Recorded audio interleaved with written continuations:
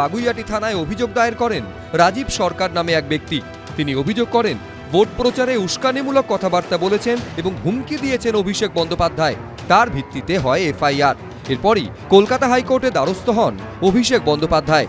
সেই মামলার শুনানিতেই বৃহস্পতিবার বিচারপতি সৌগত ভট্টাচার্য বলেন, একজন সর্বভারতীয় দলের সাধারণ সম্পাদক যদি এই ধরনের মন্তব্য করেন তাহলে চিন্তা করে দেখুন ভোটের ফল অন্যরকম হলে কি হতো।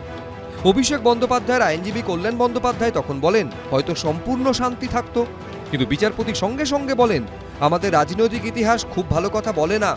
এরপরই বিচারপতি সৌগত ভট্টাচার্য নির্দেশ দেন তদন্তে সহযোগিতা করতে হবে তৃণমূল সাংসদকে। অভিষেকের আইনজীবী কল্যাণ বন্দ্যোপাধ্যায় আশঙ্কা প্রকাশ করে বলেন তদন্তের নামে হেনস্থা করা হবে, ভার্চুয়াল হাজিরার সুযোগ দেওয়া হোক। কিন্তু সেই আবেদন খারিজ করে বিচারপতি ভট্টাচার্য বলেন না, সেটা হয় না, তাকে সশরীরে হাজিরা দিতেই হবে। একজন সাংসদ হয়ে কিভাবে তিনি এই ধরনের মন্তব্য করলেন?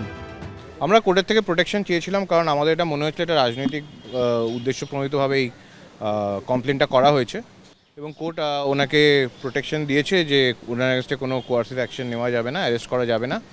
আর ইনভেস্টিগেশন যেমন চলবে, ওনার যা পুলিশের ওনার থেকে জানার থাকবে সেটা পুলিশ জানতে পারে, কিন্তু নোটিশ দিলে 48 আওয়ার্সে 48 ঘন্টার নোটিশ ওনাকে দিতে হবে এবং তারপরে উনি কি কমপ্লাই করবেন। কলকাতা হাইকোর্ট নির্দেশ দিয়েছে আদালতের নির্দেশ ছাড়া অভিষেক বন্দ্যোপাধ্যায়ের বিরুদ্ধে কড়া পদক্ষেপ করবে না পুলিশ। 30শে জুলাই বা পরবর্তী নির্দেশ না দেওয়া পর্যন্ত বহাল থাকবে রক্ষা কবচ। তবে আদালতের নির্দেশ ছাড়া দেশ ছাড়তে পারবেন না অভিষেক বন্দ্যোপাধ্যায়। অভিষেক বন্দ্যোপাধ্যায়কে ডাকতে হলে 48 ঘন্টা আগে নোটিশ দিতে হবে বলেও নির্দেশ দিয়েছে কলকাতা হাইকোর্ট।